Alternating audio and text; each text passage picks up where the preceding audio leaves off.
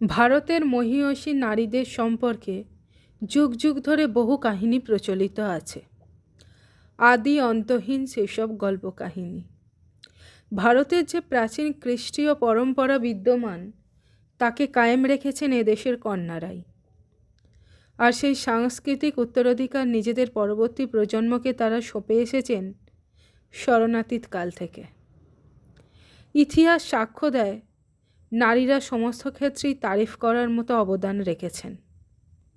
পরিবার, সমাজ আর দেশের অগ্রগতির জন্য তারা হামেশাই সজাগ থেকেছেন, এগিয়ে এসেছেন। আজকে তেমনই এক নারী রানী দুর্গাবতীর সম্পর্কে আমরা আলোচনা করব। আজ দেশের যে অঞ্চলকে মধ্যপ্রদেশ বলা হয় সে রাজ্যের এক প্রসিদ্ধ শহর জব্বলপুর। জব্বলপুর শহরের কাছাকাছি গড়মণ্ডল নামে একটি জনপদ ছিল। 16শো শতাব্দীতে এই জনপদের আশপাশ জুড়ে বসবাস করত গোন্ড উপজাতির মানুষেরা। সেজন্য এই এলাকাকে বলা হতো গন্ডওয়ানা। রানী দুর্গাবতী ছিলেন এ রাজ্যের শাসক রাজা দলপত শাহের বীরাঙ্গনা পত্নী। অসাধারণ পরাক্রম দেখিয়ে তিনি মুঘল সম্রাট আকবরের সেনাবাহিনীকে চরম নাস্তানাবুদ করে ছেড়েছিলেন। আর এর জন্যই তিনি ভারতের ইতিহাসে অমর হয়ে আছেন। দুর্গাবতীর অসাধারণ রূপ, বুদ্ধিমত্তার কাহিনী, কলা শিক্ষা তথা হাতিয়ার চালানোয় তার নৈপুণ্যের খ্যাতি গন্ডওয়ানা তথা পুরো বুন্দেলখণ্ড জুড়েই ছড়িয়ে পড়ে। বড় বড় রাজারা তাকে নিজের রানী বানানোর স্বপ্ন দেখতে থাকে। তাদের মধ্যেই একজন হলেন গড়মণ্ডলের তরুণ রাজা দলপত শাহ। কিন্তু সে যুগে এসব ব্যাপার এত সহজ ছিল না, কারণ রাজা দলপত শাহ ছিলেন ভিল বা গোন্ড উপজাতির সন্তান। অপরদিকে রানী দুর্গাবতী ছিলেন রাজপুত রাজা কীর্তি সিংহের একমাত্র কন্যা। কীর্তি সিং কোনো রাজপুত ঘরানাতেই কন্যার বিবাহ করাতে চাইতেন। এদিকে দলপত শাহ পত্রযোগে রানী দুর্গাবতীকে বিয়ে করার ইচ্ছা প্রকাশ করেন। তো এমতো অবস্থায় দলপত শাহকে একটি চিঠি লেখেন রাজা কীর্তি সিং। তিনি জানিয়ে দেন তার মতো একজন গণ্ড যুবকের দুর্গাবতীর মতো উচ্চজাত বংশীয় ক্ষত্রিয় রাজপুত কন্যাকে বিয়ে করার স্বপ্ন দেখা অনুচিত। কিন্তু দলপত শাহের রূপ, গুণ আর শৌর্যবীর্যের কারণে কীর্তি সিং স্বয়ংও দলপত শাহের গুণমুগ্ধ ছিলেন।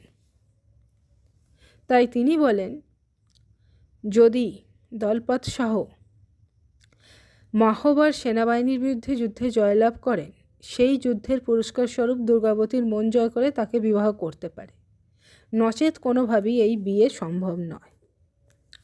সেই কথা মতো 1544 খ্রিস্টাব্দে দুই পক্ষের সেনাবাহিনীর মধ্যে ঘোরতর যুদ্ধ হয় এবং যুদ্ধের শেষে দলপত শাহ জয়লাভ করে। তো রানী দুর্গাবতীর সাথে তার বিয়ে হয়ে যায়। কিন্তু এই ভরপুর সুখী গৃহস্থালী জীবন রানী দুর্গাবতীর কপালে খুব বেশি দিন স্থায়ী হয় না। বিয়ের বছর দুয়েকের মাথায় রানী দুর্গাবতী এক পুত্র সন্তানের জন্ম দেন। তার নাম রাখা হয় বীর নারায়ণ। ছেলের বয়স 4 বছর পূর্ণ হওয়ার আগেই আচমকা কোনো অজানা রোগে মৃত্যু হয় দলপত শাহের।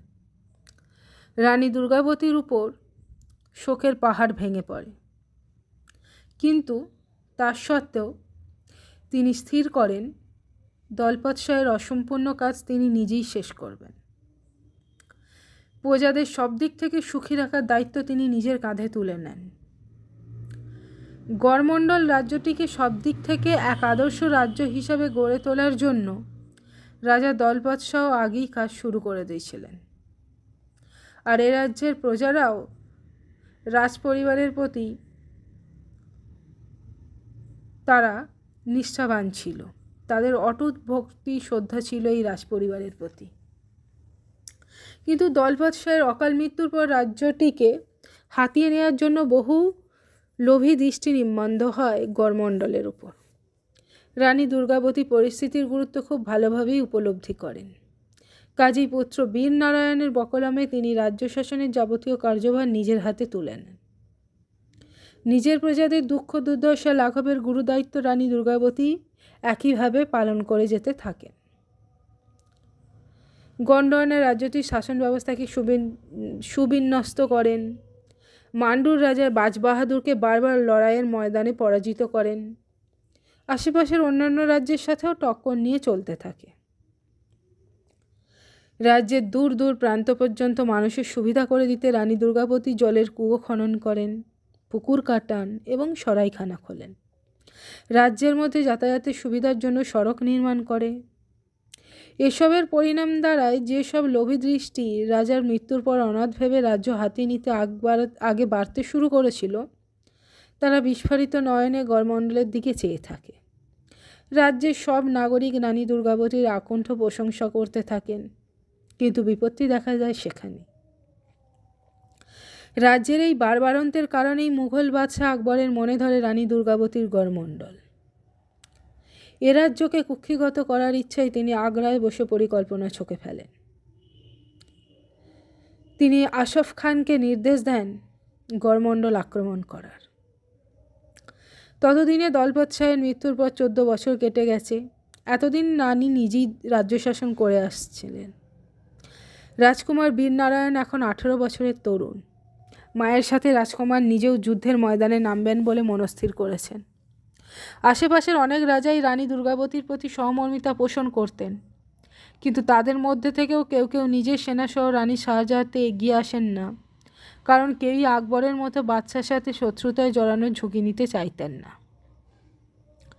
রানী কেবল নিজের সেনাদলের ভরসাতেই আকবরের সুবিশাল সৈন্যবাহিনীর মোকাবিলা করতে নেমে পড়েন। 1564 খ্রিস্টাব্দে উভয় পক্ষের সেনার মধ্যে যুদ্ধ শুরু হয়। আশফ খান এবার নতুন রণকৌশল নেয়। গড়মণ্ডলের 3 দিক থেকে আশফ খানের সেনারা আক্রমণ করে। আর একদিকে ছিল নদী, কিন্তু তখনই আচমকা অসময়ে নদীতে বান ডাকে। লড়াইয়ে বীরনারায়ণ জখম হন। রানী বিশ্বাসী সর্দারদের নিরাপত্তার ঘোরটোপে বীরনারায়ণকে চৌরাগড় পৌঁছে দেওয়ার আদেশ দেন। তারপর লড়াইয়ের ময়দানে তখনও টিকে থাকা নিজের 300 সেনা নিয়ে মুঘল সেনার মুখোমুখি হন। উভয় পক্ষের মধ্যে ভয়াবহ যুদ্ধ হয়। মুঘল সেনা ছিল তাদের সেনা সংখ্যার তুলনায় 4 গুণ বেশি। আচমকা শত্রু সেনার দিক থেকে একটি তীর এসে রানীর চোখে বিঁধে যায়। এক হাত দিয়ে তিনি হ্যাঁচকা টানে তীরটি চোখ থেকে বের করে ফেলেন, কিন্তু তার ফলাটা চোখেই বিঁধে থাকে। নিদারুণ বেদনা সহ্য